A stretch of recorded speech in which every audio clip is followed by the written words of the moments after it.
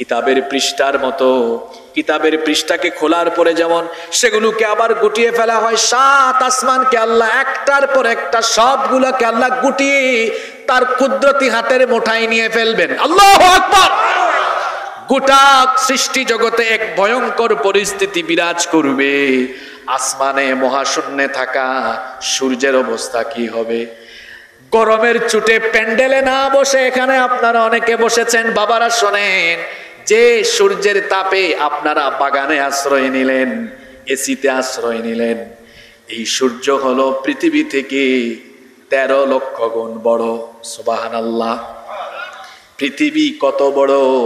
পৃথিবীর চাইতে সূর্য আরো 13 লক্ষ গুণ বড়। এই সূর্য পৃথিবী থেকে 9,30,00,000 মাইল দূরে। সূর্য যে হিট করছে, 9,30,00,000 মাইল দূর থেকে সূর্য তার হিট, সূর্য তার তাপমাত্রা দিচ্ছে। সূর্যকে যে হিট দেওয়া হয়েছে, আজকে বিজ্ঞানের বদৌলতে আমরা জানতে পেরেছি সূর্যকে যে তাপমাত্রা দেওয়া হয়েছে, টেম্পারেচারের পরিমাণ হলো 1,40,00,000 সেন্টিগ্রেড। আল্লাহু আকবার। এই 1,40,00,000 সেন্টিগ্রেড থেকে কিন্তু পুরোটা সূর্য দেয় না, পুরোটা আসে না। যেমন আজকে কত, আমি স্টেজে আসার আগে খেয়াল করেছিলাম 35 ডিগ্রি, কিন্তু সূর্যকে দেওয়া হয়েছে 1,40,00,000 সেন্টিগ্রেড। আপনারা আজকে পাইছেন কত? কথা বলেন না কেন, জোরে বলেন। পাইছেন 35, কিন্তু সূর্যকে তো আল্লাহ দিয়েছেন 1,40,00,000। 35 ডিগ্রিতে আপনারা দিশেহারা, গাছের নিচে আশ্রয় নিয়েছেন। পুরোটা আসলে আমরা কি বেঁচে থাকতে পারতাম নাকি? الذي علم القرآن وأكرمنا بالإسلام وأنعم علينا بالإيمان نستغفره ونتوب إليه وأشهد أن لا إله إلا الله وحده لا شريك له وأشهد أن سيدنا وسندنا وحبيبنا وطبيبنا وطبيب أرواحنا محمدا عبد الله ورسوله أرسله بالحق بشيرا ونذيرا وداعيا إلى الله بإذنه وسراجا وقمرا منيرا. أما بعد فقد قال الله تعالى في كلامه المجيد وفي فرقانه الحميد أعوذ بالله من الشيطان الرجيم بسم الله الرحمن الرحيم يوم يخرجون من الأجداث سراعا كأنهم إلى نصب يوفضون. وقال تعالى في شان حبيبه إن الله وملائكته يصلون على النبي يا أيها الذين آمنوا صلوا عليه وسلموا تسليما اللهم صل على محمد وعلى آل محمد كما صليت على إبراهيم وعلى آل إبراهيم إنك حميد مجيد اللهم بارك على محمد وعلى آل محمد كما باركت على إبراهيم وعلى آل إبراهيم إنك حميد مجيد ربي زدني علما ربي زدني علما رب اشرح لي صدري ويسر لي أمري واحلل عقدة من لساني يفقه قولي سبحانك لا علم لنا إلا ما علمتنا إنك أنت العليم الحكيم صدق الله العظيم হাজারো ব্যথা বেদনার পরে ফিরে আসনি তুমি আপন ঘরে দিনের আলো তুমি ছড়িয়ে দিতে চলে গেলে মদিনায় মক্কা ছেড়ে হে রাসূল তোমাকে ভুলি আমি কেমন করে হে রাসূল তোমাকে ভুলি আমি কেমন করে হে রাসূল তোমাকে ভুলি আমি কেমন করে খেয়ে না খেয়ে দিন প্রচারের কাজে নিজেকে দিয়েছ বিলিয়ে তায়েফের কাফিরেরা চিনল না এ আলো দুষ্ট ছেলেদের পিছু দিল লেলিয়ে খেয়ে না খেয়ে দিন প্রচারের কাজে নিজেকে দিয়েছ বিলিয়ে তায়েফের কাফিরেরা চিনল না এ আলো দুষ্ট ছেলেদের পিছু দিল লেলিয়ে পাথরের আঘাতে ক্ষত বিক্ষত হয়ে সারা শরীর থেকে রক্ত ঝরে হে রাসূল তোমাকে ভুলি আমি কেমন করে হে রাসূল তোমাকে ভুলি আমি কেমন করে হে রাসূল তোমাকে ভুলি আমি কেমন করে হেরার গুহায় তোমারি ধ্যান আসমান থেকে নামে আল কোরআন হেরার গুহায় তোমারি ধ্যান আসমান থেকে নামে আল কোরআন ভাঙলো সবার ভুল তোমারই পরে আসলো কোরআনের ছায়া তলে খালিদ মোরানি আবু বকর ইসলামী ঝান্ডা নিল যে তুলে। আল আমিন তুমি ছিলে যে সদা সকল মানুষের তরে, হে রাসূল তোমাকে ভুলি আমি কেমন করে, হে রাসূল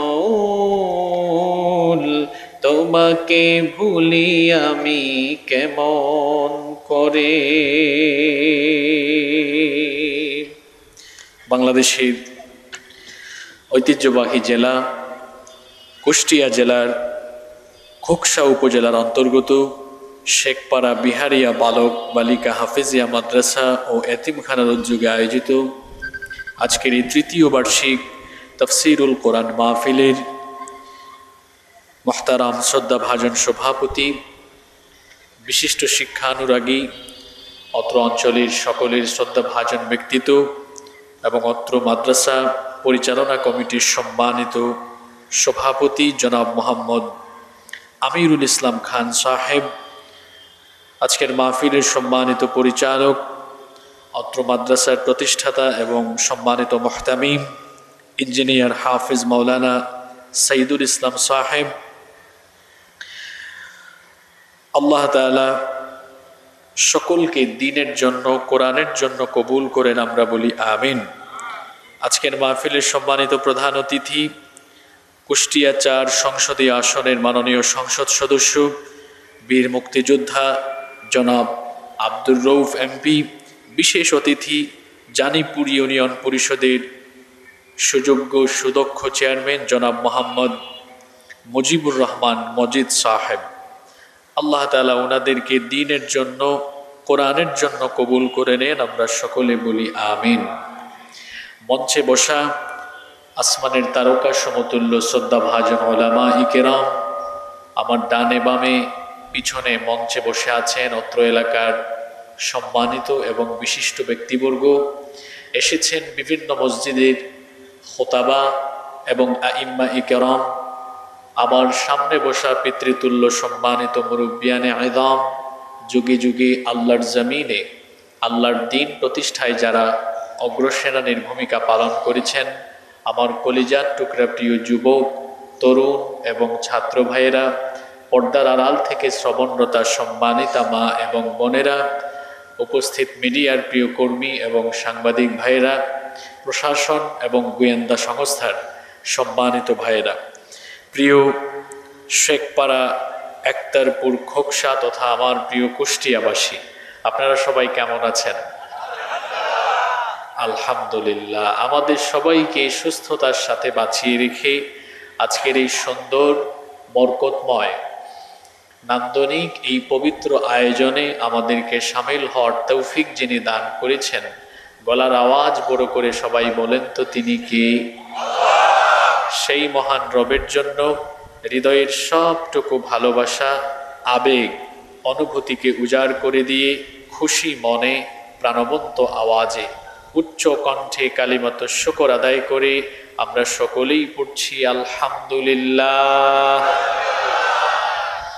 সম্মানিত উপস্থিতি, প্রিয় কুষ্টিয়াবাসী, আমরা এখানে সমবেত হয়েছি দুনিয়াবি কোনো উদ্দেশ্যে নয়।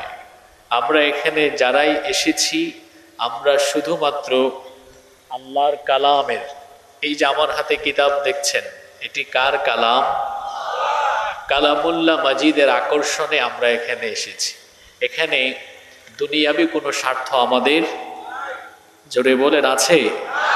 এখানে আসার জন্য আপনাদেরকে কি টাকা পয়সা দেওয়া হয়েছে? জনপ্রতি কি বিরানির ব্যবস্থা আছে? বিভিন্ন সামাজিক বা রাজনৈতিক অনুষ্ঠানে মানুষ হাজির করার জন্য মাথা পিছু জনপ্রতি 500-1000 টাকা, মাঝে মাঝে তার চেয়ে বেশি পরিমাণ টাকা দিয়ে টি শার্ট, নারীদেরকে শাড়ি দিয়ে যাওয়ার সময় বিরানি দেওয়ার কথা বলেও মানুষকে নিয়ে এসে বেশিক্ষণ রাখা যায় না। আর কোরআনের মাহফিলে এটা রাতের বেলা নয়। আমার মনে হয় আজকে যদি প্রোগ্রামটা যেভাবে সেট করা হয়েছিল সেভাবে করার সুযোগ দেওয়া হতো, প্রপাগান্ডা এবং অপপ্রচার চালানো না হতো, আমার মনে হয় এই মাঠে কোরআন পিপাসু মানুষের জায়গা দেওয়া যেত না। যারা কোরআনের এই মাহফিল এর কথা শুনলেই খারাপ লাগে, তাদের মনে বড় কষ্ট। আমরা টাকা দিয়ে পয়সা দিয়ে বিরিয়ানির প্যাকেট হাতে ধরাইয়া এত মানুষ নিয়ে আসতে পারি না। আর আলেম ওলামা যখন আসেন, মানুষকে যখন আল্লাহর কোরআন থেকে কথা বলেন, তখন মানুষেরা এই কোরআন শোনার জন্য নিজেদের গাটের পয়সা খরচ করে বিভিন্ন ইউনিয়ন থেকে, বিভিন্ন উপজেলা থেকে ভ্যানে করে, মাইক্রোতে করে চলে আসে, নিজেদের পয়সা খরচ করে। কাউকে টাকা পয়সা দেওয়া লাগে না, কারণ এদেশের মানুষ আল্লাহর কোরআনকে ভালোবাসে। দিনের বেলা তাও একেবারে মধ্যাহ্নর সময়, দুপুর বেলা, দুপুর 12টা, কি গরম! আজকে প্রায় 35 ডিগ্রির মতো গরম। এই 35 ডিগ্রি গরমকে উপেক্ষা করে আপনারা এতগুলো মানুষ এসেছেন। সকালবেলা অনেক মানুষ চলে গিয়েছে, অপপ্রচার চালানো হয়েছে, মাহফিল হবে না। আমার মনে হয় এই অপপ্রচার না হলে আজকে 35 না 40 ডিগ্রি তাপমাত্রা থাকলেও এই মাঠে 1 ইঞ্চি জায়গাও ফাঁকা থাকতো না। এই অপপ্রচার কিংবা কোরআনের মাহফিলের বিরুদ্ধে এত নীতিমালা কিংবা এত আইন কানুন কেন? আপনি আইন দেখাবার জায়গা পান না। আপনি বন্ধ করতে মন চাইলে বিভিন্ন এলাকায় যৌতুক দিয়ে বিয়ে হচ্ছে, যৌতুক বন্ধ করেন। আপনার যদি বন্ধ করতে মন চায়, বিভিন্ন এলাকায় জুয়ার আসর বসে, আপনি জুয়ার আসর বন্ধ করেন। বন্ধ করতে মন চায়, মদের আসর বন্ধ করেন। বন্ধ করতে মন চায়, এদেশের ক্যাসিনোবাজদের ক্যাসিনো বন্ধ করেন। বন্ধ করতে যদি মন চায়, এদেশ থেকে জিনা ব্যভিচার বন্ধ করার কাজ করেন। বন্ধ করার জিনিস পান না আপনি মাহফিল বন্ধ করেন, মাহফিলে বাধা বিপত্তি সৃষ্টি করেন। এর কারণ কি? তার মানে মাহফিলে বাধা বিপত্তি, অন্তরায়, প্রতিবন্ধকতা সৃষ্টি করতে পারলে সমাজে লোকচক্ষুর আড়ালে যারা অপরাধ জগৎকে নেতৃত্ব দেয়, অপরাধ জগতের নেতৃত্বকে আরো সমৃদ্ধ করা যায়। কোরআনের মাহফিল থেকে কাউকে খারাপ পথে আহ্বান করা হয় না, কাউকে বিপথে যাওয়ার জন্য বলা হয় না। এই মাহফিলে আসলে মানুষকে নামাজের কথা বলা হয়, কবরের কথা বলা হয়, পরকালের কথা বলা হয়, মা বাবার খেদমত করতে বলা হয়, পরিবারের হক আদায় করতে বলা হয়, মানুষের হকের ব্যাপারে সচেতন হতে বলা হয়, নাকি অন্য কিছু বলা হয়? তাহলে এই মাহফিলের প্রতি এত বিদ্বেষ থাকবে কেন? কোরআনের মাহফিলে কোরআন থেকে আপনি যখন সত্য কথাগুলো বলবেন, সত্যের বিপরীতে যারা পথ চলে তাদের তো খারাপ লাগবেই। কোরআন সত্যের পক্ষে না মিথ্যার পক্ষে? জোরে বলতে হবে। কোরআন চোরের পক্ষে, ডাকাতের পক্ষে না বিপক্ষে? জোরে বলতে হবে। কোরআন অন্যায়ের পক্ষে না বিপক্ষে? তাহলে এই কোরআনুল কারীম তো সত্য আর সুন্দরের পথেই আপনাকে আহ্বান করে। তাহলে কেন এখানে এত নীতিমালা, কেন এখানে এত নিয়ম কানুন? বরং উচিত ছিল এই প্রোগ্রামগুলোকে আরো বেশি সহযোগিতা করা, যাতে করে শান্তি, শৃঙ্খলা, সম্প্রীতি, সৌহার্দ্য এবং সমাজ রাষ্ট্রের শৃঙ্খলা আনয়নের জন্য এই প্রোগ্রামগুলো আরো সহায়ক ভূমিকা পালন করতে পারত কিনা? পারত। এরপরও আমরা কেন এমনটা করি? যারা এমনটা করি, আল্লাহ যেন আমাদেরকে বুঝার তৌফিক দান করেন। আমাদের দেশের বিভিন্ন জায়গায় আমাদের যুব সমাজ এখন কোরআনের প্রতি, দ্বীনের প্রতি ডাইভার্ট হচ্ছে। এটা ভালো লক্ষণ না খারাপ লক্ষণ? আগে ইয়াং ছেলেরা, যুবক ছেলেরা যাত্রা গান করার জন্য, কনসার্ট করার জন্য তারা এলাকায় এলাকায় চেষ্টা করত। এখন তার বিপরীত চিত্র। এখন এই যুবক তরুণ ছেলেরা তারা সকলে মিলে কোরআন শোনানোর জন্য আয়োজন করছে, তাফসিরুল কোরআন মাহফিলের আয়োজন করছে। নিঃসন্দেহে এই চিত্র আমাদের জন্য ভালো না খারাপ?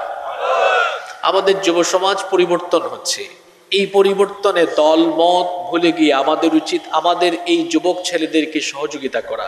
এই যুবকগুলো কারা? এরা আমাদের ছেলে, আমাদের ভাতিজা, আমাদের ভাই, আমাদের নাতি। তো আমাদের ছেলেমেয়েরা, আমাদের পরবর্তী প্রজন্ম, এরা ভালো পথে আসলে এটা আমাদের জন্য ভালো না খারাপ? নিঃসন্দেহে এটা আমাদের জন্য ভালো। সুতরাং এই মাহফিলগুলোকে কেন্দ্র করে সামাজিক বা রাজনৈতিক কোন্দলের আশ্রয় নেওয়া যাবে না, বরং এই সকল মাহফিলগুলোতে দল মতের ঊর্ধ্বে উঠে সকলকে সৌহার্দ্য সম্প্রীতির সাথে একতাবদ্ধ হয়ে এই মাহফিলগুলো বাস্তবায়নের জন্য কাজ করতে হবে। আল্লাহ তাআলা এই কথাগুলো আমাদেরকে বুঝার তৌফিক দান করেন।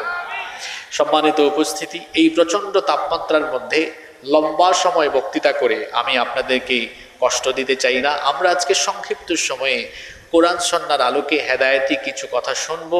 আল্লাহ যেন আমাদেরকে হেদায়েতের নিয়তে প্রতিটি কথা শোনার তৌফিক দান করেন, আমরা সবাই বলি আমিন। সম্মানিত উপস্থিতি, প্রিয় কুষ্টিয়াবাসী, আমরা যে পৃথিবীতে বসবাস করছি, এই পৃথিবী একদিন থাকবে না। গোটা সৃষ্টি জগৎ একদিন ধ্বংস হয়ে যাবে। আর আমরা যে পৃথিবীতে এত বাহাদুরি দেখাই, আমরা যে এত প্রভাব প্রতিপত্তি দেখাই, আমাদের বাহাদুরি একদিন থাকবে না। আমরাও শেষ হয়ে যাব, গোটা সৃষ্টি জগৎ শেষ হয়ে যাবে। একদিন সবকিছু লণ্ডভণ্ড, চূর্ণ বিচূর্ণ মেসাকার হয়ে গিয়ে কিয়ামতের মহাপ্রলয়ঙ্কারী ঘটনা ঘটবে। এতে কি কোনো সন্দেহ আছে? কিয়ামতের ঘটনা কখন ঘটবে এটা পৃথিবীর কোনো মানুষ জানে? কথা বলেন, জানে?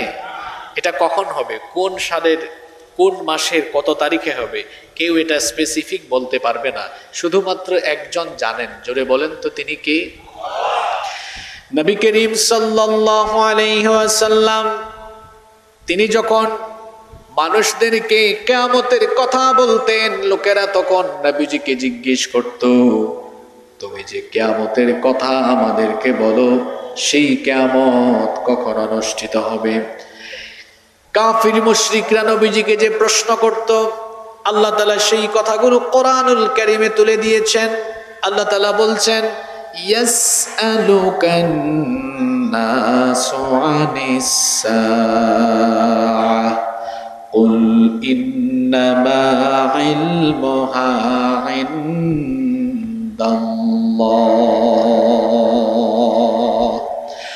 নবী, তারা আপনাকে জিজ্ঞেস করছে কিয়ামতের সেই মহাপ্রলয়ঙ্কারী ঘটনা কখন ঘটবে। কুল ইন্নামা ইলমুহা ইনদাল্লাহ, আপনি বলে দিন কিয়ামতের সেই মহাপ্রলয়ঙ্কারী ঘটনা কখন ঘটবে সেটা কেবলমাত্র একজনই জানেন। গলার আওয়াজ বড় করে সবাই বলেন, তিনি কে?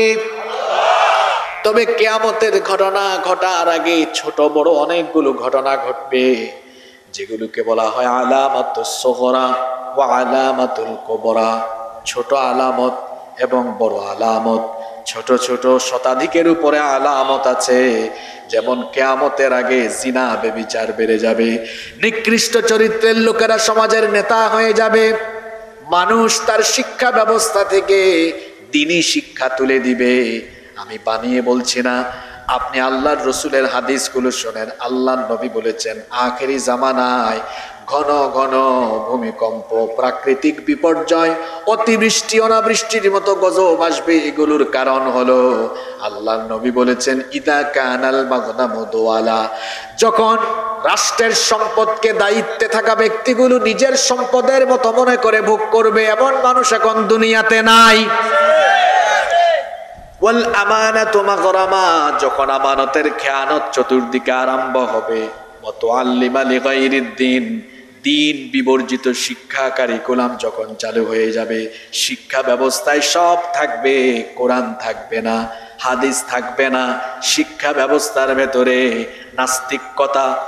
নাস্তিকতাবাদী চিন্তা চেতনা ঢুকিয়ে দেওয়া হবে। শুধু তাই নয়, আল্লাহর নবী আরো বলেছেন, নিকৃষ্ট চরিত্রের লোকদেরকে তাদের ভয়ে মানুষ সম্মান করবে। নিকৃষ্ট চরিত্রের লোকেরা মানুষ সমাজের নেতা হয়ে যাবে। এ ধরনের কার্যক্রম আখেরি জামানায় যখন আরম্ভ হবে, নবীজি বলেছেন, তখন খাসফান ওয়া মাসখান ওয়া কাযফান, তখন ভূমিকম্প, চেহারার বিকৃতি, অগ্নি বায়ুর মতো গজব যিনি পাঠাবেন তিনি কি? ছোট ছোট অনেক আলামত, সেগুলো প্রকাশিত হবে। এরপরে বড় বড় 10টি ঘটনা ঘটবে। কিয়ামতের বড় বড় 10টা আলামত আছে।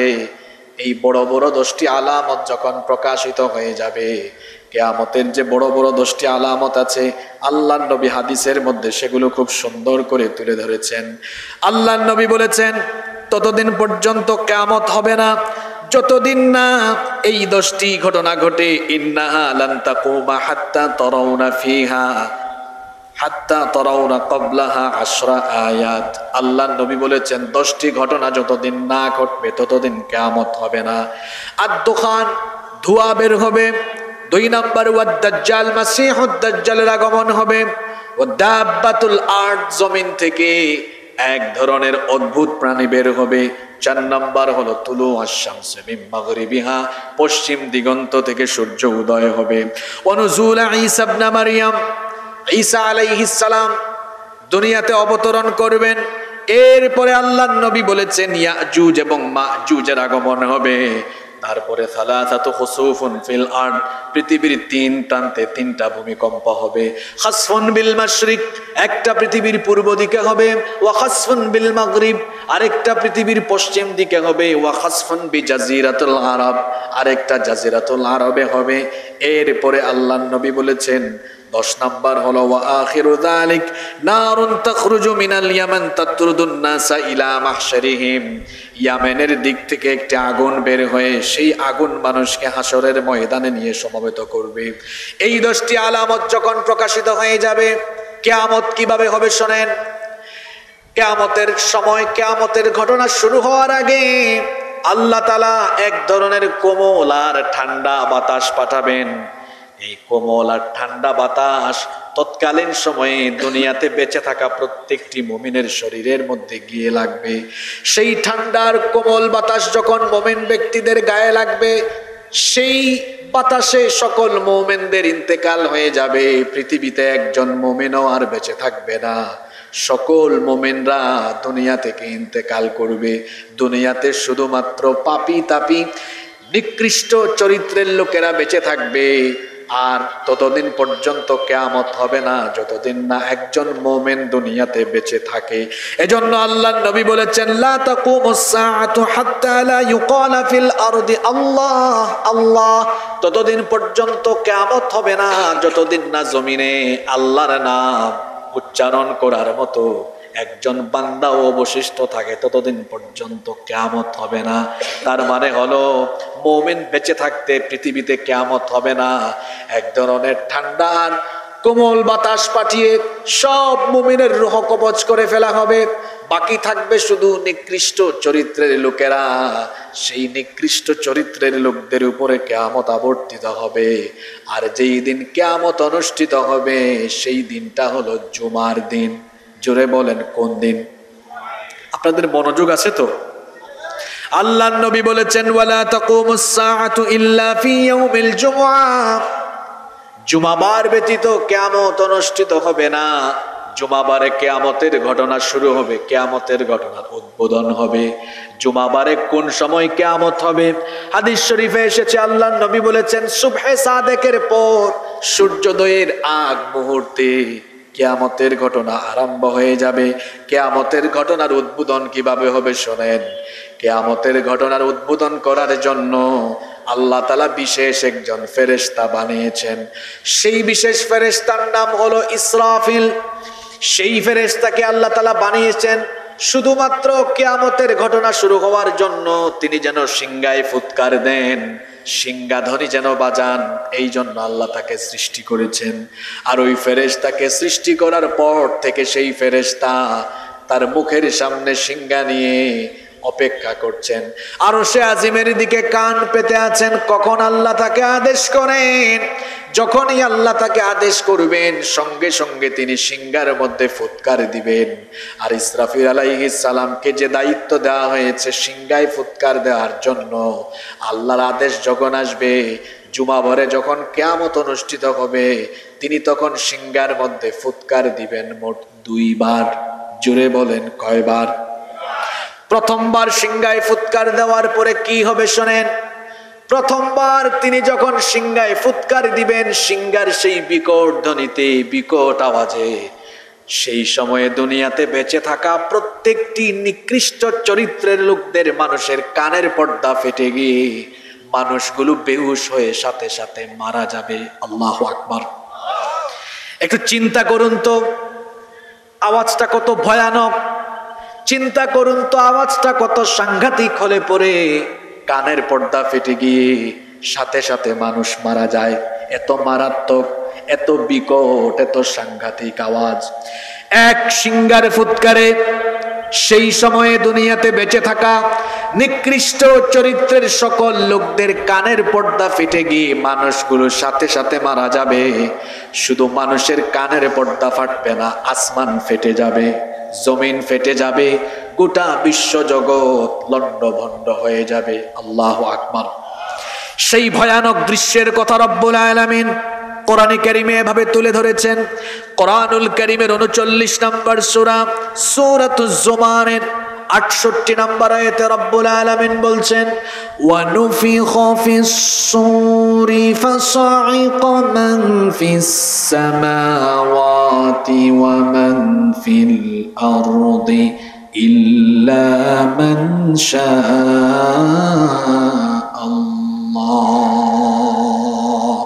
আল্লাহ তাআলা বলছেন, আর যখন প্রথমবার সিংহায় ফুৎকার দেওয়া হবে, আসমান সমূহ আর জমিনে যা আছে সব কিছু শেষ হয়ে যাবে, কানের পর্দা ফেটে গিয়ে সবাই মারা যাবে।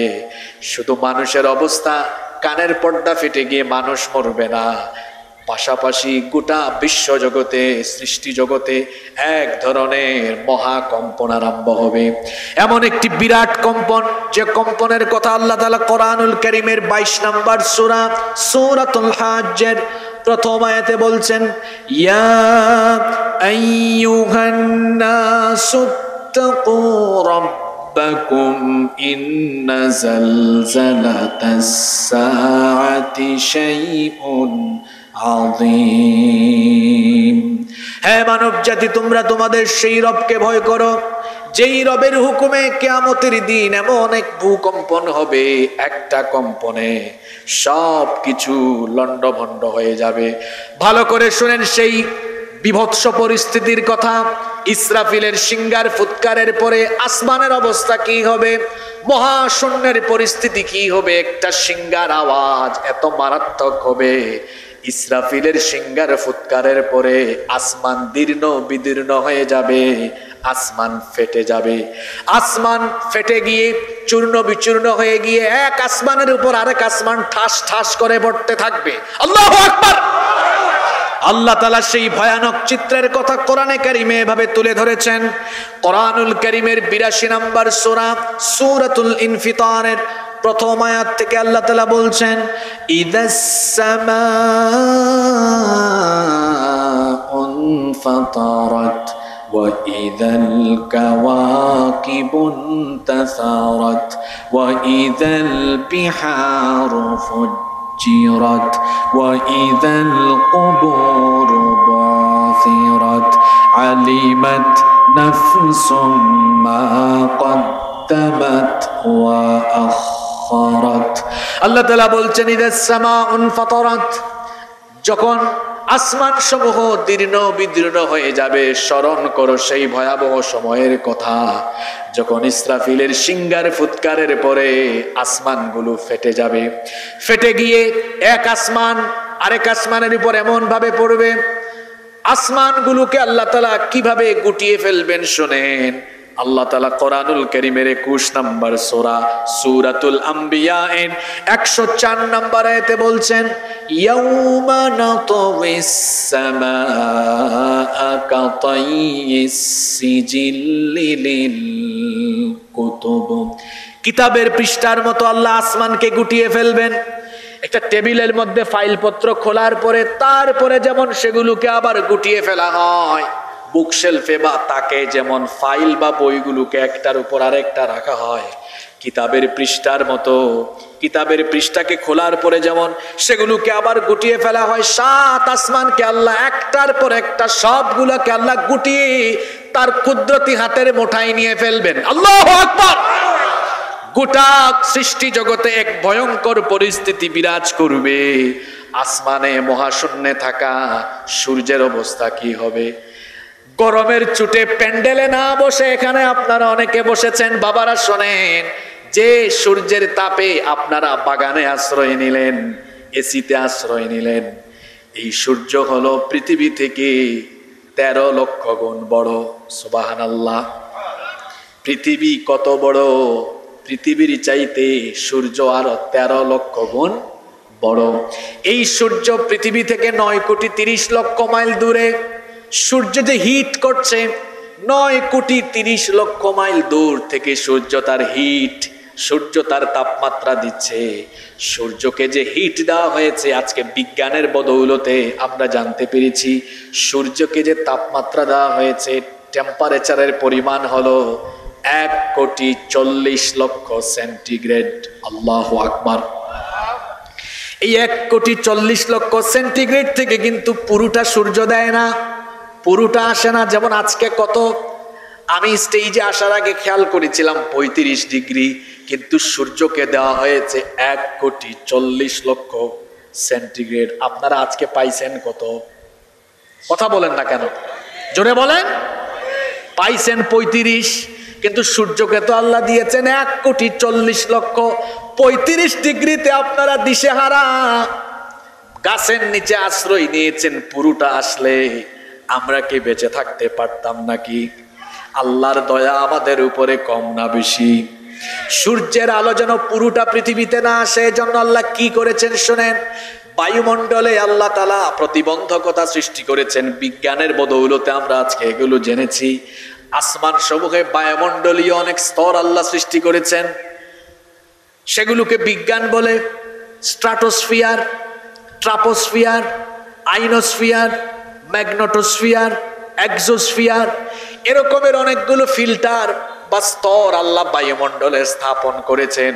এজন্য সূর্যের আলো সরাসরি দুনিয়াতে আসে না, ওই ফিল্টারগুলোতে বাধাপ্রাপ্ত হয়ে, পিউরিফাইং হয়ে হয়ে, ফিল্টারগুলোতে সূর্যের আলো পিউরিফাইং হয়ে হয়ে হয়ে হয়ে যতটুকু টেম্পারেচার আসলে পরে দুনিয়ার উদ্ভিদ, প্রাণী, মানুষ সবাই বেঁচে থাকবে, ততটুকু আলো আল্লাহ দয়া করে পাঠান। কিয়ামতের দিন যখন ইসরাফিল তার সিংহায় ফুৎকার মারবে, ইসরাফিলের সিংহার ফুৎকারে আসমান শুধু ফাটবে না, সূর্য ফেটে চূর্ণ বিচূর্ণ হয়ে যাবে। আল্লাহু আকবার। সূর্য টুকরা টুকরা হয়ে যাবে। সূর্যের পরিস্থিতি তখন কি হবে? আল্লাহ তাআলা কোরআনুল কারীমের 81 নম্বর সূরা সূরাতুত তাকবীরের শুরুতেই বলেছেন, ইদাশ শামসু কুওয়িরাত ওয়া ইদান নুজুমু কাদারাত ওয়া ইদাল জিবালু সুয়িরাত। আল্লাহ তাআলা বলেছেন, স্মরণ করো সেই সময়ের কথা যখন সূর্য নিষ্প্রভ হয়ে যাবে, সূর্য আলোহীন হয়ে যাবে। রাতের বেলা অন্ধকার ছিল, ভোরবেলা ফজরের নামাজের পরে যখন সূর্য উঠলো, গোটা পৃথিবী আলোকিত হয়ে গেল। কিন্তু ইসরাফিলের সিংহার ফুৎকারে কিয়ামতের দিন সূর্য টুকরা টুকরা হয়ে যাবে, সূর্য তার আলো হারিয়ে ফেলবে, সূর্য আলোহীন হয়ে যাবে, নিষ্প্রভ হয়ে যাবে, যার কারণে সব কিছু অন্ধকার হয়ে যাবে। শুধু সূর্য আলো হারিয়ে ফেলবে না, চাঁদের অবস্থা কি হবে শোনেন। সন্ধ্যা বেলায় যে আমরা চাঁদ দেখি, রাতের বেলা চাঁদ দেখি, এই চাঁদের পরিস্থিতি সিংহার ফুৎকারের পরে কি হবে শোনেন। আল্লাহ তাআলা কোরআনুল কারীমের 75 নম্বর সূরা সূরাতুল কিয়ামা এর 6 নম্বর আয়াত থেকে বলছেন, ইয়াসআলু আইয়ানা ইয়াউমুল কিয়ামা ফাইযা বারিকাল বাসারু ওয়া খাসাফাল কমারু ওয়া জুমিআশ শামসু ওয়াল কমার ইয়াকুলুল ইনসানু ইয়াওমাইযিন আইনাল মাফার। আল্লাহ তাআলা বলছেন, আপনাকে জিজ্ঞেস করছে কিয়ামত কখন হবে। ও নবী আপনি বলুন, ফাইদা বারিকাল বাসার, যখন চক্ষু স্থির হয়ে যাবে, ওয়া খাসাফাল কমার, চন্দ্র তার আলো হারিয়ে ফেলবে। আমার বাবারা ভাইয়েরা চিন্তা করেন, ইসরাফিলের একটা সিঙ্গার ফুৎকার কত বিভৎস হবে, কত ভয়ানক হবে। চাঁদ টুকরা টুকরা হয়ে যাবে, চাঁদও আলোহীন হয়ে যাবে। ওয়াজুমিআশ শামসু ওয়াল কামার, সেদিন সূর্যগ্রহণ চন্দ্রগ্রহণ একসাথে আরম্ভ হবে। সূর্য আর চন্দ্রকে আল্লাহ একসাথে করে দিয়ে সূর্য চন্দ্রকে মেসাকার করে দিবেন। এই বিভৎস পরিস্থিতি দেখে মানুষ সেদিন বলবে, ইয়াকুলুল ইনসানু আইনাল মাফার, মানুষ বলবে আজ আমাদের পালাবার জায়গা কোথায়? বলেন তো, পালাবার কি কোনো জায়গা সেদিন থাকবে নাকি? ইসরাফিলের একটার সিঙ্গার ফুৎকারে আসমান মহাশূন্য সব শেষ। সূর্য আলো হারিয়ে ফেললো, চাঁদ আলো হারিয়ে ফেললো। অন্যদিকে নক্ষত্রগুলোর অবস্থা কি হবে? নক্ষত্র কত বড় শোনেন, নক্ষত্র বুঝেন তো আপনারা? তারা বলেন, এই যে সূর্য আমরা দেখি, সূর্যের চাইতে রাতের বেলা চাঁদ আর একটু ছোট মনে হয়, তারকা বা নক্ষত্রকে আরো ছোট মনে হয়, কিন্তু এগুলো আসলে এত ছোট না। নক্ষত্র আমাদের থেকে এত দূরে। যে সূর্য পৃথিবী থেকে 13 লক্ষ গুণ বড়, ওই সূর্যের চাইতে আসমানে মহাশূন্যে যে তারকা আছে, এক একটা তারকা এমনও আছে যেটা সূর্যের চাইতে আরো 50,000 কোটি গুণ বড়। সুবহানাল্লাহ কি বাড়িতে গিয়ে বলবেন আপনি? যে সূর্য পৃথিবীর চেয়ে 13 লক্ষ গুণ বড়, ওই সূর্যের চেয়ে আরো 50,000 কোটি গুণ বড় এক একটা তারকা আল্লাহ মহাশূন্যে বানিয়েছে। সুবহানাল্লাহ পড়ে। এই নক্ষত্রগুলো ইসরাফিলের সিঙ্গার ফুৎকারের পরে কি হবে শোনেন। আল্লাহ তাআলা বলেছেন, ওয়া ইদান নুজুমুন কাদারাত, এই নক্ষত্রগুলো টুকরা টুকরা হয়ে যাবে, খসে খসে পড়ে যেতে থাকবে। যে জমিনে বসেছেন, যে মাটিতে আপনারা বসেছেন, এই জমিনের পরিস্থিতি কি হবে শোনেন এবার। এই জমিন কিভাবে শেষ হয়ে যাবে শোনেন। ইসরাফিল যখন সিঙ্গায় ফুৎকার মারবে, সারা দুনিয়ার জমিন একসাথে কেঁপে উঠবে। এখন বাংলাদেশে ভূমিকম্প হলে অন্য দেশে হয় না, কিন্তু ইসরাফিলের সিঙ্গার ফুৎকারের পরে তাম দুনিয়ার জমিন একসাথে কেঁপে উঠবে। আল্লাহ তাআলা সূরা জিলজালের মধ্যে বলেছেন, যারা পারেন আমার সঙ্গে পড়েন, ইদা জুলজিলাতিল আরদু জিলজালাহা ওয়া আখরাজাতিল আরদু আথকালাহা। স্মরণ করো, যখন ইসরাফিলের সিঙ্গার ফুৎকারের পরে জমিনকে প্রবলভাবে প্রকম্পিত করা হবে। ও বাবারা ভাইয়েরা শোনেন, এমন একটি কম্পন হবে, উলট পালট হয়ে যাবে। জমিনের উপরে যা আছে জমিনের নিচে চলে যাবে, জমিনের নিচে যা আছে তা উপরে চলে আসবে। প্রশ্ন হলো, জমিনের উপরে কি আছে? আপনাদের বাড়িঘর আছে দুবাইয়ে, সুইজারল্যান্ডে, এই যে এত বড় বড় টাওয়ার মানুষ বানিয়ে রেখেছে।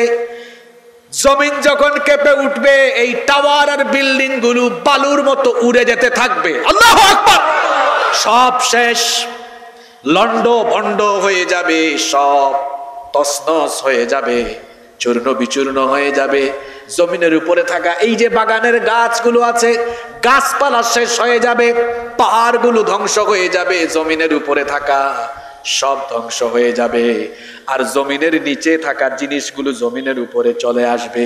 এজন্য আল্লাহ সূরা জিলজালের 2য় আয়াতে বলেছেন, ওয়া আখরাজাতিল আরদু আথকালাহা, জমিন তার ভেতরের বোঝা বের করে দিবে।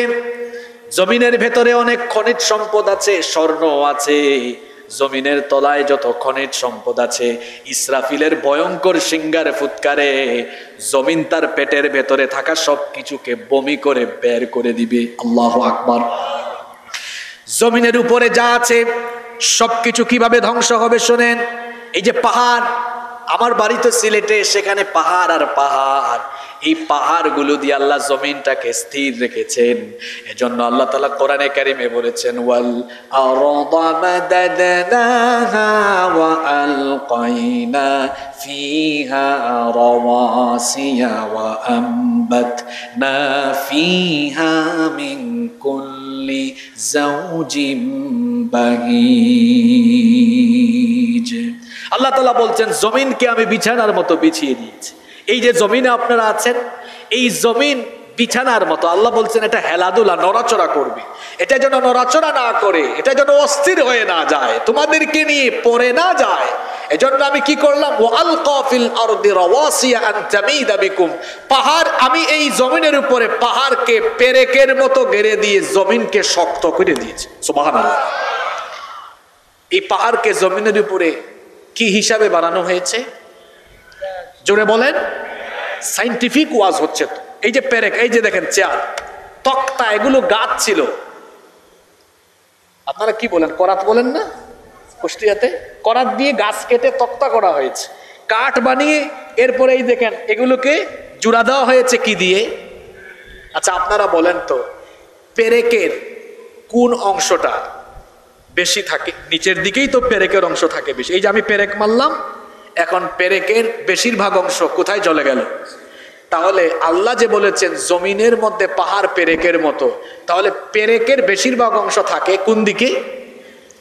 সুবহানাল্লাহ। কোরআন এই বৈজ্ঞানিক তথ্য দিয়েছে। আজকের ভূতত্ত্ববিদরা গবেষণা করে দেখেছেন পাহাড়ের যে অংশ মাটির উপরে আমরা দেখি, এর চেয়ে প্রায় 20-25 গুণ অংশ মাটির নিচে বিস্তৃত হয়ে আছে। সুবহানাল্লাহ। আপনাদের হাতের প্রত্যেকের মোবাইল আছে, গুগল শরীফে সার্চ দিয়ে দেখেন, মাউন্ট এভারেস্টের চূড়া জমিন থেকে 9 কিলোমিটার উঁচু, কিন্তু এর ভেতরে শিকড় বিস্তৃত হয়েছে 125 কিলোমিটার পর্যন্ত গভীর। সুবহানাল্লাহ পড়বেন না? এই পাহাড়গুলো কত শক্তিশালী। ইসরাফিলের সিংহার ফুৎকারের পরে এই পাহাড়গুলোর পরিস্থিতি কি হবে এবার শুনেন। রব্বুল আলামিন কোরআনুল কারীমের 69 নম্বর সূরা সূরাতুল হাক্কা এর 13 নম্বর আয়াত থেকে বলছেন, ফাইদা নুফিখা ফিস সূরি নাফখাতুন ওয়াহিদা ওয়া হুমিলাতিল আরদু ওয়াল জিবালু ফাদুক্কাতা দাক্কাতান ওয়াহিদা ফায়াউমাইযিন ওয়াকাতিল ওয়াকিআ। আর যখন প্রথমবার একটি সিংহায় ফু দেওয়া হবে, তখন পাহাড় সহ এই জমিনকে উপরে উঠায়া একটা আছাড়ে দিয়ে এগুলোকে লণ্ডভণ্ড চূর্ণ বিচূর্ণ তছনছ করে দেওয়া হবে। আল্লাহ তাআলা কোরআনুল কারীমের 73 নম্বর সূরা মুজাম্মিলের 14 নম্বর আয়াতে বলেছেন, ইয়াউমা তারজুফুল আরদু ওয়াল জিবালু ওয়া কানাতিল জিবালু কাসীবাম মাহিলা। সেই দিন অর্থাৎ কিয়ামতের দিন ইসরাফিলের সিংহার ফুৎকারের পরে এই পাহাড়গুলোকে এমন ভাবে ধ্বংস করা হবে, পাহাড়গুলো ইসরাফিলের সিংহার ফুৎকারের পর বালুর মতো উড়ে উড়ে যেতে থাকবে। আল্লাহু আকবার। আমাদের পরিচিত সূরা কারিয়া, কোরআনের 101 নম্বর সূরা 5 নম্বর আয়াতে আল্লাহ বলেছেন, ওয়া তাকুনুল জিবালু কালইহনিল মানফুশ। আল্লাহ তাআলা বলেছেন পাহাড়গুলো ধুনা তুলার মতো উড়ে উড়ে যেতে থাকবে। ইসরাফিলের সিংহার ফুৎকারের পরে এভাবে পাহাড়গুলো ধ্বংস হয়ে যাবে। সাগরের পরিস্থিতি কি হবে? বঙ্গোপসাগর, আটলান্টিক মহাসাগর, প্রশান্ত মহাসাগর সহ সাগর মহাসাগরগুলোকে আল্লাহ উত্তাল করে দিবেন। এজন্য আল্লাহ বলেছেন, ওয়া ইদাল বিহারু ফুজ্জিরাত, সাগর তার ভেতরের সবকিছু নিয়ে উত্তাল হয়ে যাবে, উত্তেজিত হয়ে যাবে। ইসরাফিলের সিংহার ফুৎকারের পরে সাগরের তলার মাটি ফেটে যাবে, সব পানি নিচের দিকে চলে গিয়ে পানির যে মূল উপাদান অক্সিজেন আর হাইড্রোজেন যখন একসাথে হয়ে যাবে, তখন আল্লাহ বলেছেন, ওয়া ইদাল বিহারু সুজ্জিরাত, সাগরের মধ্যে আগুন লেগে যাবে, সাগরের মধ্যে আগুন লেগে যাবে। এই রকম করে গোটা দুনিয়া, গোটা জমিন, আসমান জমিন সবকিছু আল্লাহ ধ্বংস করে দিয়ে সবকিছুকে আল্লাহ তার হাতের মুঠায় নিয়ে ফেলবেন। বাহাদুরি দেখান, বাহাদুরি দেখান, আল্লাহর দ্বীনের সাথে বেয়াদবি করেন, কোরআনের মাহফিলের সাথে বেয়াদবি করেন, আলেম উলামার সাথে বেয়াদবি করেন, আল্লাহ তাআলার কুদরত আপনি বুঝেন না, উপলব্ধি করতে পারেন না। আমাদের সমাজে কিছু মানুষ আছে, এরা যখন একটু ক্ষমতা পায় তখন দেখা যায় আল্লাহ রসুলের বিরুদ্ধেও কথা বলতে দ্বিধাবোধ করে না।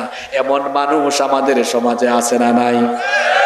মনে রাখবেন, আল্লাহ ব্যতীত সকলের ক্ষমতা হলো ক্ষণস্থায়ী, কেবলমাত্র একজন চিরস্থায়ী ক্ষমতার মালিক, তিনি কে? এজন্য আল্লাহ ক্ষমতার নামে একটা সূরা দিয়েছেন, সূরার নাম হলো সূরা মুলক। সেই সূরার প্রথম আয়াতে আল্লাহ তার ক্ষমতার কথা বলেছেন। ক্ষমতার বাহাদুরি করো না। তাবারাকাল্লাযী বিয়াদিহিল মুলকু ওয়া হুয়া আলা কুল্লি শাইইন কাদির। সকল ক্ষমতা যার হাতের মুঠায়, তিনি কি? তিনি যাকে চান তাকে ক্ষমতা দেন। ইউসুফ নবীর ভাইরা ষড়যন্ত্র করে তাকে কুয়ায় ফেলে দিয়েছিল, তাকে তারা মেরে ফেলবে। তারা ভেবেছিল হয় ইউসুফ এখানে শেষ হয়ে যাবে, অথবা কেউ যদি তাকে উঠায় তাহলে তাকে গোলাম বানাবে। কিন্তু আল্লাহর পরিকল্পনা ছিল ভিন্ন। আল্লাহ তাআলা তার পরিকল্পনা বাস্তবায়ন করলেন কিভাবে? আল্লাহ তাআলা তার কুদরতি ব্যবস্থাপনায় ইউসুফ আলাইহিস সালামকে সেই অন্ধকার কুয়া থেকে উঠায়া তাকে মিশরে নেওয়া, এরপরে আল্লাহ তাকে মিশরের ক্ষমতার মসনদে বসায়া দিলে। আবার আল্লাহ যাকে চান জুতার বাড়ি খাওয়ায়া ক্ষমতার চেয়ার থেকে নামাতে পারেন কি পারেন না? সেই ক্ষমতা বুঝি আল্লাহর নাই? কিন্তু আমাদের অবস্থা হলো এমন যে যখন বসে যায় চেয়ারে, উঠে যায় তখন গিয়ারে।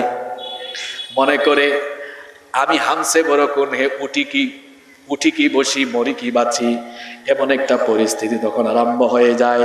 মনে রাখবেন, এই যে চেয়ার, আমার আগে আমার ভাই কথা বললেন, উনার আগে আরেকজন কথা বললেন। চেয়ার কয়টা? জোরে বলেন। মানুষ একজন না কয়েকজন? কিছুদিন আগে আপনাদের উপজেলা নির্বাচন হলো, দেখেন গত 10 বছর আগে উপজেলা চেয়ারম্যান ছিল একজন, এখন হয়তো আছে আরেকজন। 30 বছর পরে উপজেলা চেয়ারম্যান হবে আরেকজন। কিন্তু বলেন তো, হাজার হাজার বছর আগে আল্লাহ ছিলেন যিনি, এখন কি আছেন না তিনি?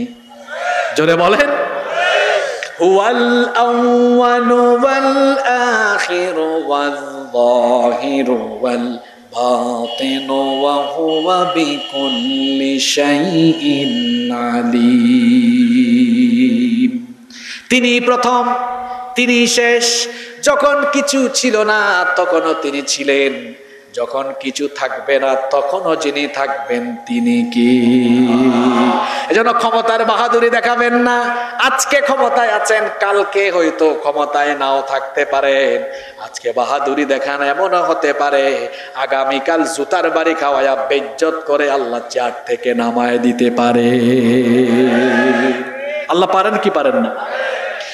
সবকিছু যখন ইসরাফিলের সিংহার ফুৎকারে লন্ড ভন্ড হয়ে যাবে, তখন আল্লাহ কি করবেন শুনেন।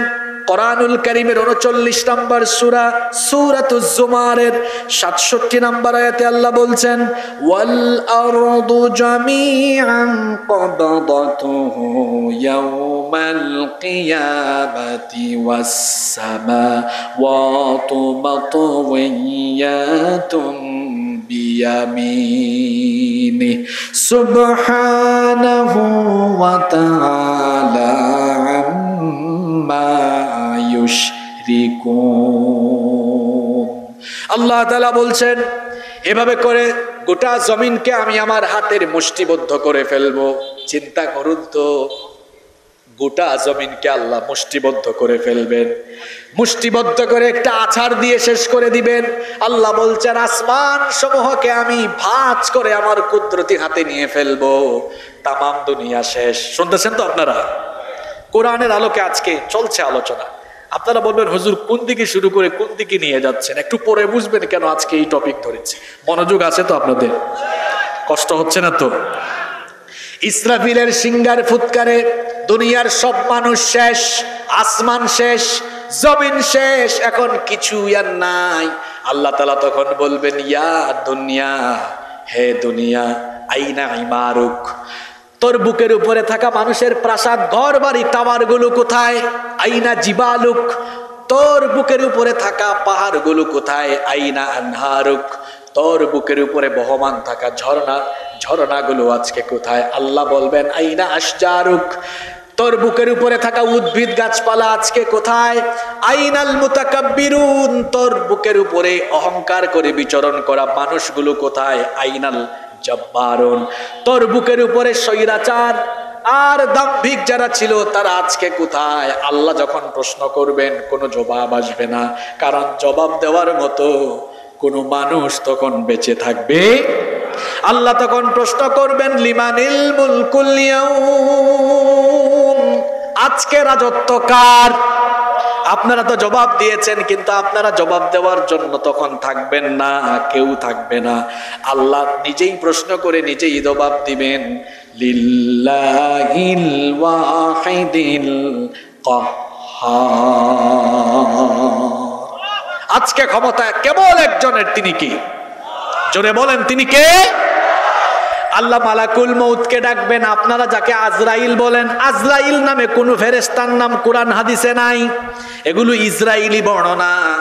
এই ফেরেশতার নাম কোরআন হাদিসে যেটা এসেছে সেই নাম হলো মালাকুল মউত। আল্লাহ মালাকুল মউতকে বলবেন, ইয়া মালাকুল মউত মান বাকিয়া, কে বাকি আছে? আর মালাকুল মউত বলবে, আল্লাহ আমি, আমার ভাই জিব্রিল, ইসরাফিল, মিকাইল, আমরাই বাকি আছি। আল্লাহ বলবেন, মালাকুল মউত জিব্রিলের জান কবজ কর, ইসরাফিলের জান কবজ কর, মিকাইলের জান কবজ কর। মালাকুল মউত জিব্রিল, মিকাইল, ইসরাফিলের জান কবজ করবে। আল্লাহ তাআলা মালাকুল মউতকে প্রশ্ন করবেন, মান বাকিয়া, এখন কে বাকি আছে? মালাকুল মউত তখন বলবে, আল্লাহ এখন আপনি আর আমি ছাড়া আর কেউ বাকি। আল্লাহ বলবেন, তাহলে তুইও আর থাকবি না, মুত মুত ইয়া মালাকুল মউত, মালাকুল মউত তুইও এখন মরে যা। যে মালাকুল মউত দুনিয়ার সকল প্রাণী মানুষের জান কবজ করেছে, প্রাণ কবজের, রূহ কবজের কষ্ট সে জানে না। আল্লাহ যখন তাকে বলবেন, তুই তোর জান নিজেই কবজ কর, মালাকুল মউত তখন বিকট একটা চিৎকার দিয়ে মালাকুল মউত শেষ হয়ে যাবে। এখন মালাকুল মউত নাই, কেউ নাই, শুধুমাত্র আছেন একজন, তিনি কে? এজন্য আল্লাহ তাআলা বলেছেন কেউ থাকবে না। আমাদের পছন্দের সূরা সূরা রহমানের 26 এবং 27 নম্বর আয়াতে আল্লাহ বলছেন, কুল্লু মান আলাইহা ফানি ওয়া ইয়াবকা ওয়াজহু রাব্বিকা যুল জালালি ওয়াল ইকরাম।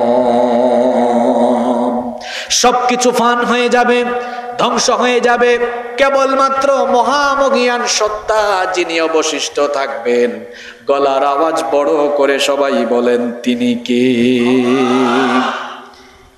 কেউ নাই, সব শেষ। ইসরাফিল সিংহায় ফুৎকার দিবে কয়বার?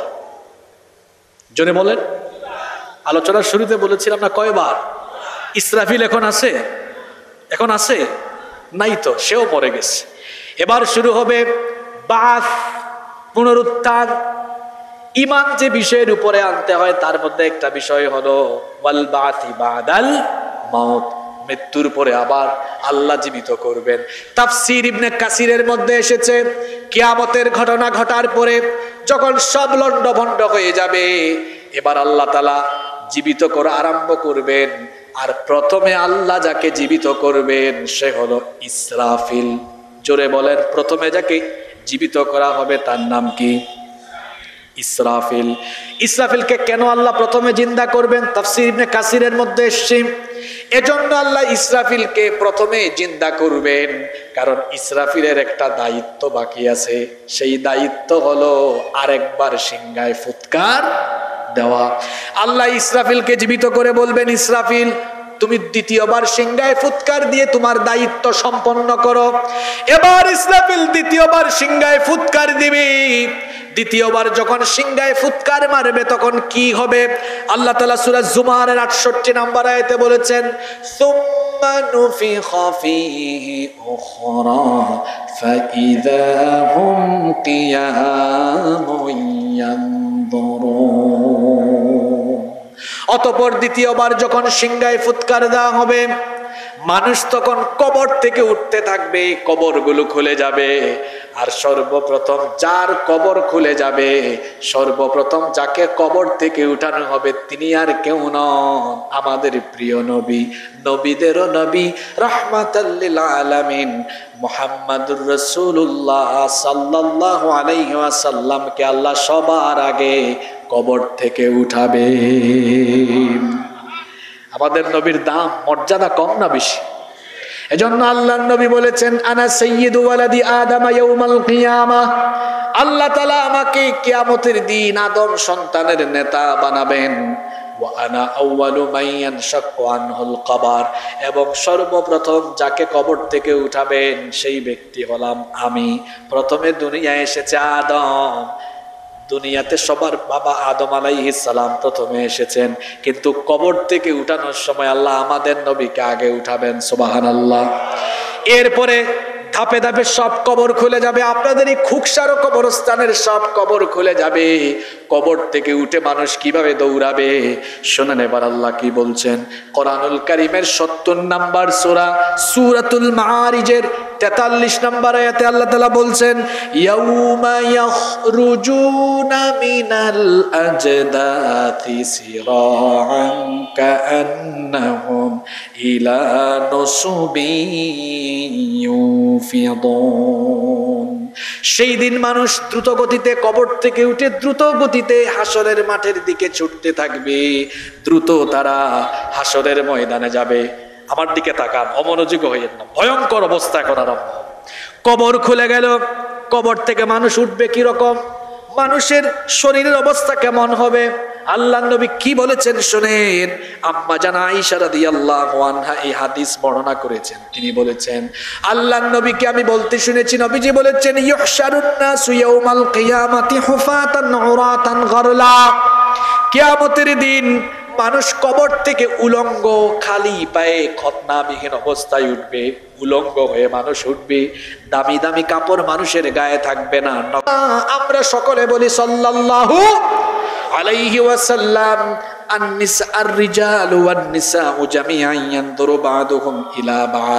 যদি সবাই উলঙ্গ হয়ে হাসরের মাঠে উঠে তাহলে পুরুষ নারী একজন আরেকজনের দিকে কি তাকাবে না?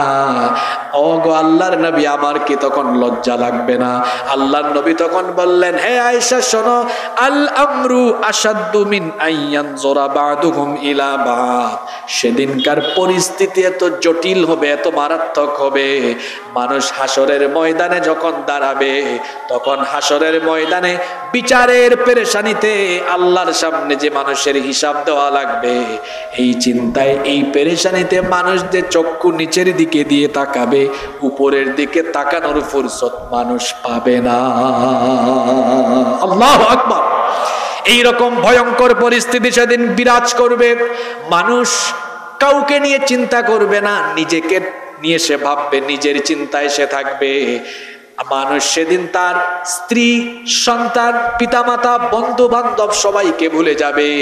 কারো সঙ্গে কথা বলবে না, কারো দিকে তাকাবে না, কারো সাহায্য সহযোগিতা এগিয়ে আসবে না, সবাই সবাইকে ছেড়ে পালাবে।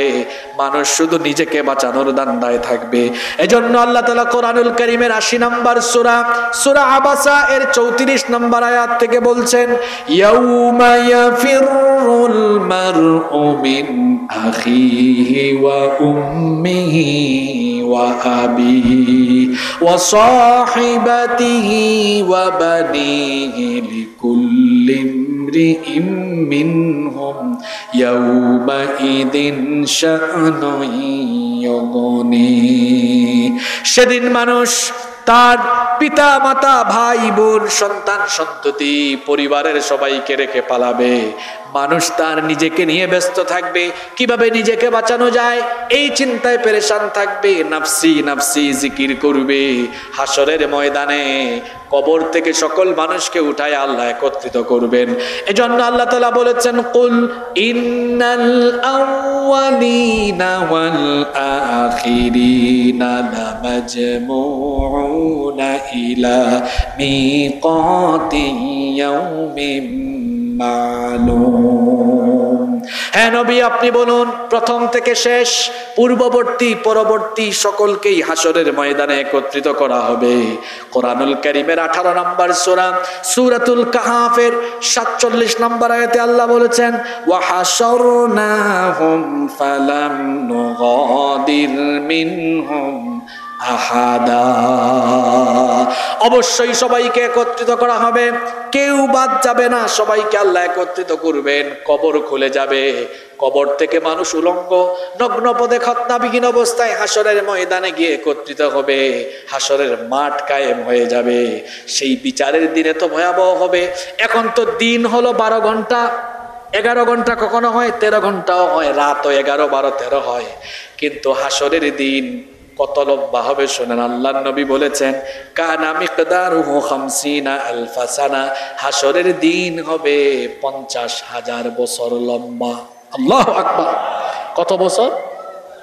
জোরে বলেন, কত বছর? হাসরের দিন হবে 50,000 বছর লম্বা। আর পরিস্থিতি এত ভয়াবহ হবে আমার বাবারা, আমার ভাইয়েরা শোনেন, এই যে সূর্য 9,30,00,000 মাইল দূরে, হাসরের দিনে, বিচারের দিনে এই সূর্য মানুষের মাথার একেবারে নিকটবর্তী হয়ে যাবে।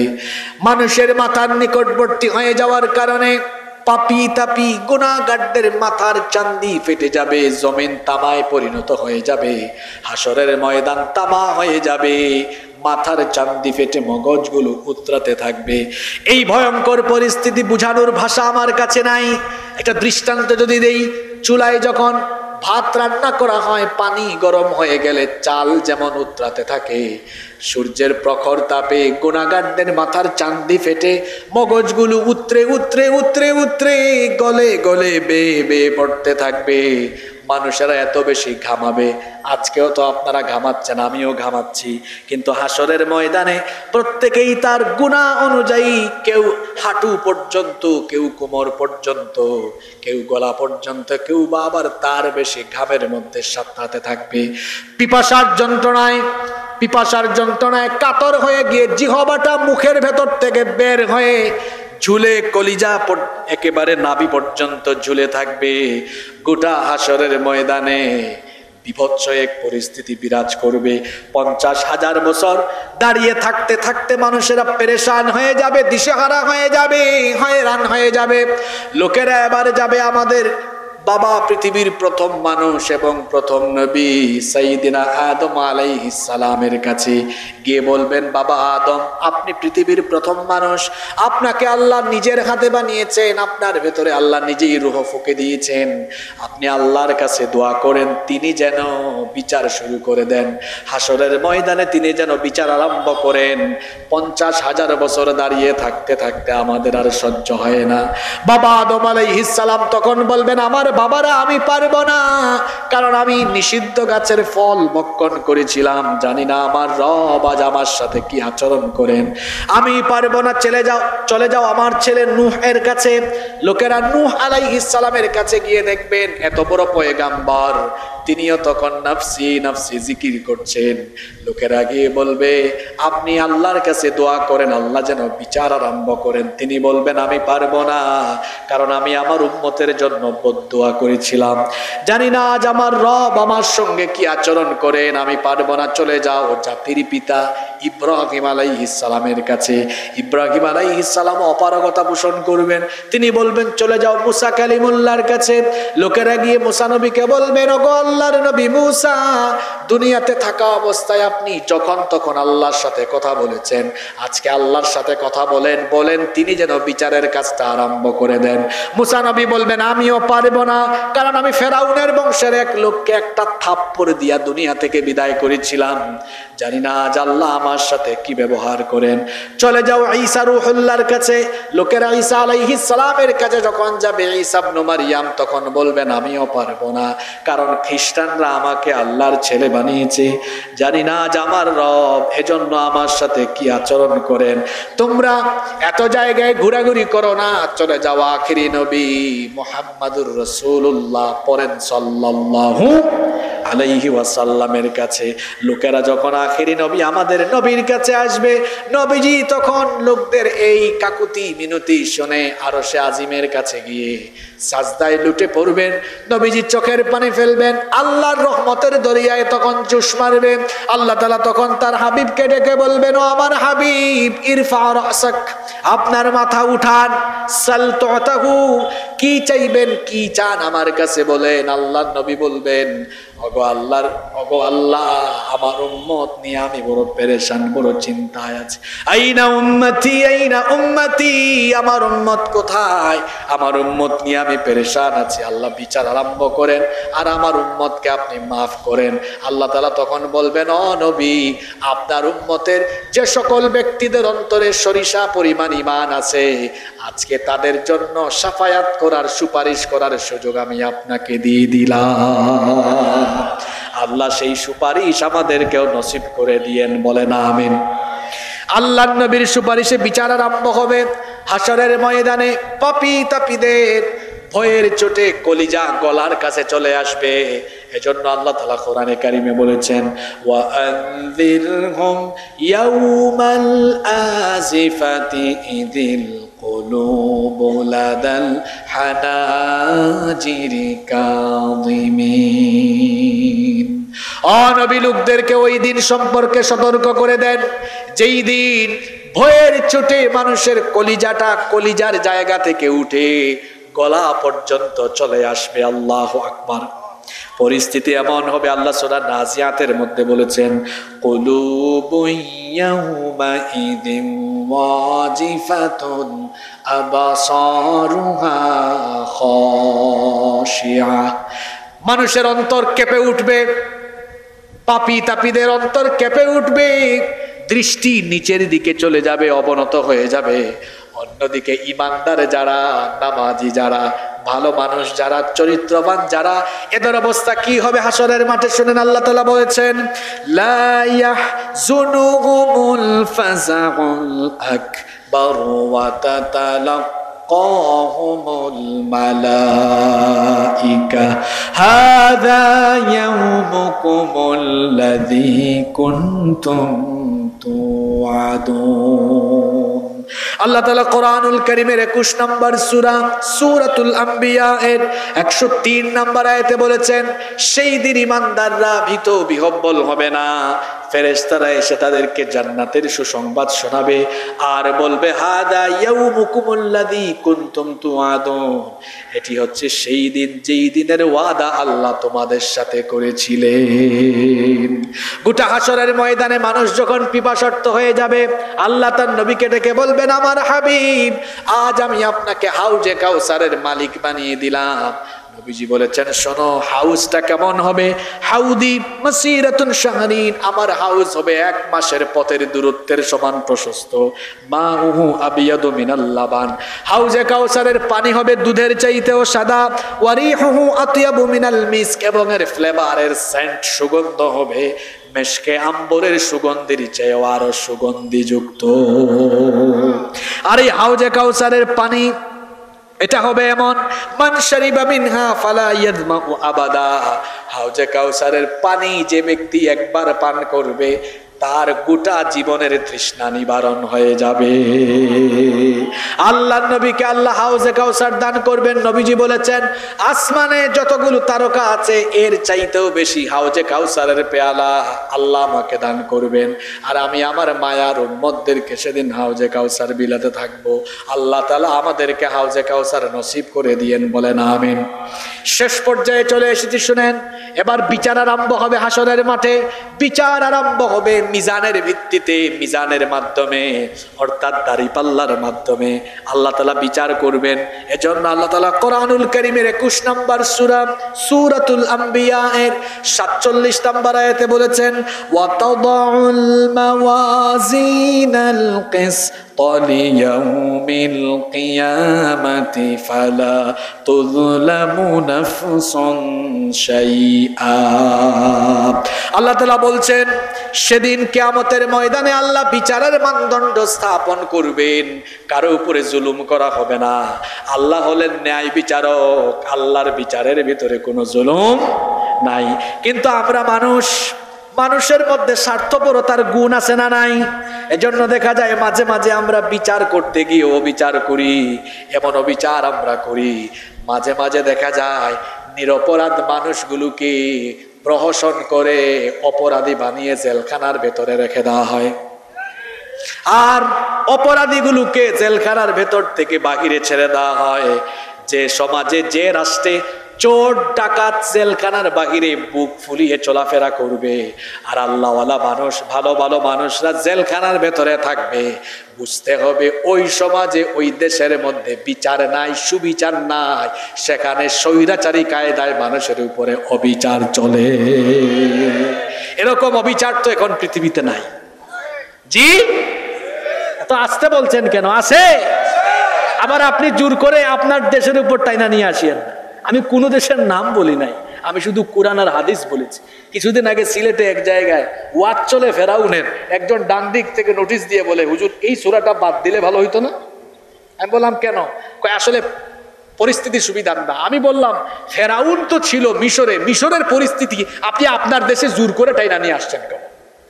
কি বলেন? এরকম অনেক মানুষ আছে না নাই? অনেক জিনিস তার নিজের উপরেই নিয়ে নেয়। তো আপনি যদি নিজের উপর নিজের কান্দে নিজেই নিয়ে দেন, মানুষ বুঝবে এইটার সাথে আপনার মিল আছে। আপনি নিজে নিজে নেন কেন? এটা আপনার নিজের দোষ। আমার বাবারা, ভাইয়েরা, বলছিলাম আল্লাহ তাআলা কিয়ামতের দিন বিচার করবেন মিজানের ভিত্তিতে। কেমন করে বিচার হবে? আল্লাহ বলছেন, ওয়া ইন কানা মিসকালা হাববাতিন মিন খারদালিন আতাইনা বিহা ওয়া কাফা বিনা হাসিবিন। সরিষার দানা পরিমাণ কোনো কাজ, আপনাদের এলাকায় সরিষার চাষ হয়তো, সরিষার দানা খুব ছোট না খুব বড়?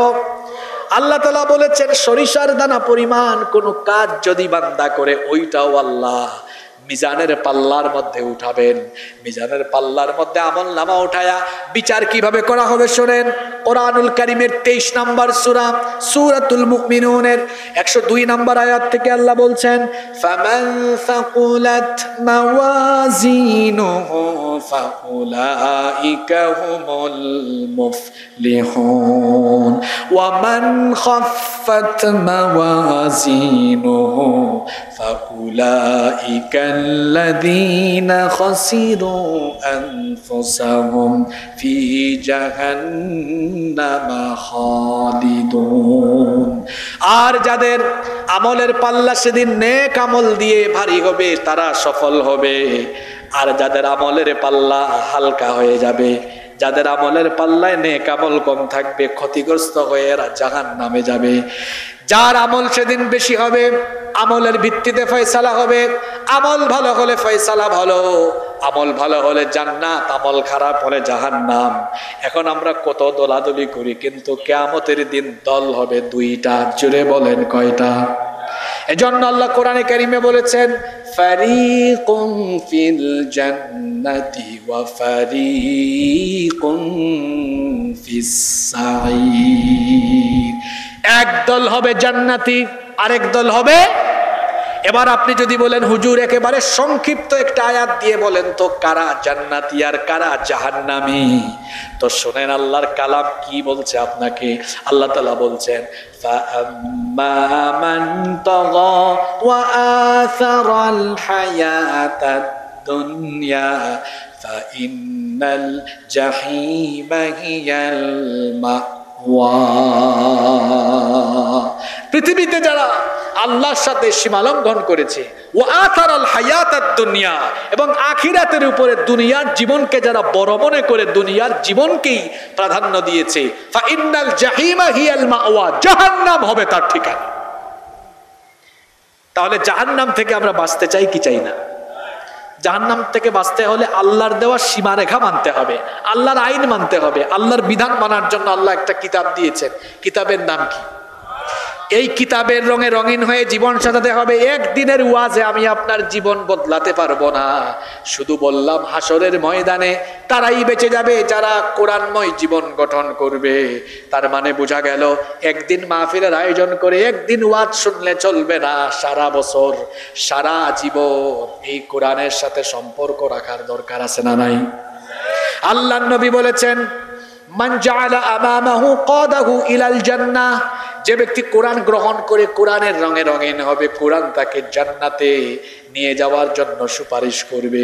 ওয়ামান জাআলাহু খালফাহু কাদাহু ইলান নার, আর কোরআন যে জীবন থেকে বাদ দিবে, কিয়ামতের দিন কোরআন ওই ব্যক্তির বিরুদ্ধে দাঁড়াবে।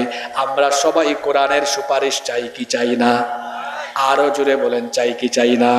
যদি আমরা কোরআনের সুপারিশ চাই আর কোরআনের রঙে রঙিন হয়ে কোরআনের বিধান মেনে আল্লাহর সামনে দাঁড়াবো এই ভয় করে, আমরা যদি নফসের গোলাম না হয়ে আল্লাহর গোলাম হতে পারি, তো আল্লাহ কি সুসংবাদ দিচ্ছেন শোনেন। ওয়া আম্মা মান খাফা মাকামা রাব্বিহি ওয়া নাহান নাফসা আনিল হাওয়া ফাইন্নাল জান্নাতা হিয়াল মাওয়া। অতএব যে ব্যক্তি রবের সামনে দাঁড়িয়ে হিসাব দেওয়া লাগবে, হিসাব দেওয়া লাগবে, এই ভয় রেখে নফসের গোলামি ছেড়ে দিয়ে দুনিয়ার জীবনে জীবন পরিচালনা করবে যারা, জান্নাতের মেহমান হয়ে যাবে তারা। তাহলে নফসের গোলাম হবেন না আল্লাহর গোলাম হবেন? আজান হয়েছে, মন চায় ফজরের সময় একটু ঘুমাই, তো আপনি মনের কথা মতো তখন কি নফসের গোলামি করে ঘুমায় থাকবেন না আল্লাহর গোলামি করে আল্লাহর কথা মতো নামাজে যাবেন? যদি ঘুমায় থাকেন আপনি আল্লাহর গোলাম না নফসের গোলাম? জোরে বলতে হবে। আমি তো গরমের মধ্যে ওয়াজ করি, আমি টায়ার্ড হওয়ার কথা, আবার টায়ার্ড হয়ে গেছেন আপনারা। যদি ঘুমায়া থাকেন আপনি আল্লাহর গোলাম না নফসের গোলাম? আর নামাজে চলে গেলেন কার গোলাম? জান্নাত, হাসরের ময়দানে বিচার করে আল্লাহ জান্নাত দিবেন। নফসের গোলাম হলে না আল্লাহর গোলাম হলে? এখন জোহরের আজান হয়েছে, এই জোহরের নামাজে যদি আমি শামিল হতে পারি, আমি কার গোলাম? শামিল হতে না পারলে আমি শয়তানের গোলামি করলাম, আমি আমার নফসের গোলামি করলাম। গান বাজনার আয়োজন হবে, সেখানে আমি গেলাম, আমার মন চাইলো চলে গেলাম, নফসের গোলামি করলাম। কোরআনের মাহফিল হলো, আমি চলে আসলাম, তাহলে বুঝা গেল আল্লাহর গোলামির জজবা আমার ভেতরে আছে। কোরআনের মাহফিল হলো, আমি বাধা দিলাম, বুঝা গেল আমি শয়তানের খাস মুরিদ হয়ে আমি বসে আছি। আল্লাহর জান্নাত কি মামু বাড়ি নাকি? এত সহজ নয়। নিজেকে আল্লাহর গোলাম বানাতে হবে, গোলামের মতো থাকতে হবে। কার মতো থাকবে? জোরে বলেন, জোরে বলেন। আপনার এলাকায় আমি আগামীবার আসলেও কি না আসলেও কি, আমাকে তো সত্য কথা বলতেই। কোরআন এটা কার কিতাব? জোরে বলেন, জোরে বলেন, জোরে বলেন। যে জমিনে বসে আছেন জমিনটা কার? কোরআন কার? আমরা কার? তো জমিনের উপরে, আল্লাহর জমিনের উপরে আল্লাহর কোরআনের কথা হবে। আমি আপনি, আমাদের পরিচয়, আমরা কার গোলাম? আল্লাহর জমিনের উপরে আল্লাহর কোরআনের কথা হবে, আল্লাহর গোলাম। এটার জন্য পারমিশন দেওয়া লাগবে। জোরে বলেন। যারা আজকে বিভিন্ন জায়গায় বসে এই কাজ করছেন, অপেক্ষা করুন, আল্লাহকে ভয় করুন। যতটা বেইনসাফি আল্লাহর কিতাবের সঙ্গে করছেন, বেয়াদবি করছেন, ফেরেশতা এমন পিটান পিটাবে, ভালোমতো সাইজ হয়ে যাবে, বাহাদুরি চলে যাবে আপনার। এক সেকেন্ডের ভরসা আছে? এক শিল্পী স্টেজে গান গেয়েছিল, এক সেকেন্ডের নাই ভরসা, ওই স্টেজে মরে গেছে। এত বাহাদুরি করেন কেন আপনি? হ্যাঁ, বিকেল বেলা আপনার মরণ হয়ে যেতে পারে। কিসের বাহাদুরি, কিসের বড়াই আপনার? আপনার পরিচয়, আল্লাহ তো বলেছেন আমি মানুষ বানিয়েছি। কেন বানিয়েছি? খালাকতুল জিন্না ওয়াল ইনসা ইল্লা লিয়াবুদুন, গোলামের জন্য বানিয়েছি। গোলাম গোলামের মতো থাকবে, আপনি গোলাম না, গোলামের ঘরের গোলাম। আপনার বাপ কার গোলাম? বাপ দাদা 14 গোষ্ঠী কার গোলাম? গোলামের ঘরের গোলাম। আল্লাহর কিতাবের আলোচনা হবে, তুমি আল্লাহর গোলাম হয়ে মালিকের উপরে খবরদারি চালাও, মালিকের কিতাবের উপরে খবরদারি চালাও, আল্লাহকে তুমি ভয় করো, নইলে আল্লাহর পাকড়াও থেকে বাঁচতে পারবা। আমি কোনো বিদ্বেষ নিয়ে কোনো কথা বলছি না, আমি যতটুকু কথা বলছি আল্লাহর দ্বীনের খাতিরে বলছি, আল্লাহর কোরআনের কথা বলছি। এই যে সোয়া 1 ঘন্টা 1.5 ঘন্টা যতগুলো কথা বলেছি, কোরআন হাদিসের বাহিরে একটা কথাও বলেছি? আমার ভাইয়েরা, পৃথিবী আমাদের আসল ঠিকানা নয়। কিয়ামতের ময়দানে আমরা সবাই দাঁড়াবো, বিচারের মুখোমুখি আমরা প্রত্যেকেই হব। দুনিয়াতে আমরা যেমন তেমন বিচার করে ফেলি, নিরপরাধীকে আমরা অপরাধী বানাইতে পারি, পাওয়ার দিয়ে অপরাধীকে নিরপরাধী বানাতে পারি। হাসরের ময়দানে এগুলো চলবে, আমলের ভিত্তিতে ফয়সালা হবে। এই দুনিয়াতে আল্লাহ আমাদেরকে আমলের জন্য পাঠিয়েছেন, আল্লাহর গুলামের জন্য পাঠিয়েছেন। এজন্য আসুন আল্লাহর গুলামি করে নিজেদেরকে আল্লাহর খাঁটি গুলামে পরিণত করি। কোরআনের রঙে রঙিন হয়ে নিজেদেরকে আমরা কোরআনের আলোয় আলোকিত করি। তাহলেই আমরা দুনিয়ায় যেমন সম্মানিত হব, আখিরাতে আল্লাহর কাছ থেকে নাজাত পাবো, মুক্তি পাবো ইনশাআল্লাহ। আল্লাহ আমাদের সকলকে তার খাঁটি গুলাম হওয়ার তৌফিক দান করেন। আল্লাহ আমাদের সবাইকে কোরআনের রঙে রঙিন হওয়ার তৌফিক দান করেন। সম্মানিত ভাইয়েরা, এই প্রচন্ড গরমের মধ্যে আপনারা লম্বা সময় বসে শুনেছেন। আমি আপনাদের সকলের প্রতি কৃতজ্ঞ। আপনাদের কথা আমার মনে থাকবে। আপনারা জানেন আজকের এই মাহফিল মাদ্রাসার উদ্যোগে আয়োজন হয়েছে। এই মাদ্রাসাগুলো হলো আমাদের দিন চর্চার কেন্দ্র। এই মাদ্রাসা আপনারা জানেন এখানে অনেক এতিম ছাত্ররাও পড়াশোনা করে। এই মাদ্রাসাগুলো আমাদের ভালোবাসায়, আমাদের আন্তরিক সহযোগিতায়, প্রচেষ্টায় এই মাদ্রাসাগুলো চলমান আছে। আমাদের এই মাদ্রাসাটি এভাবেই চলমান থাকবে আমাদের সহযোগিতায়। আমরা সবাই চাই কি চাই না?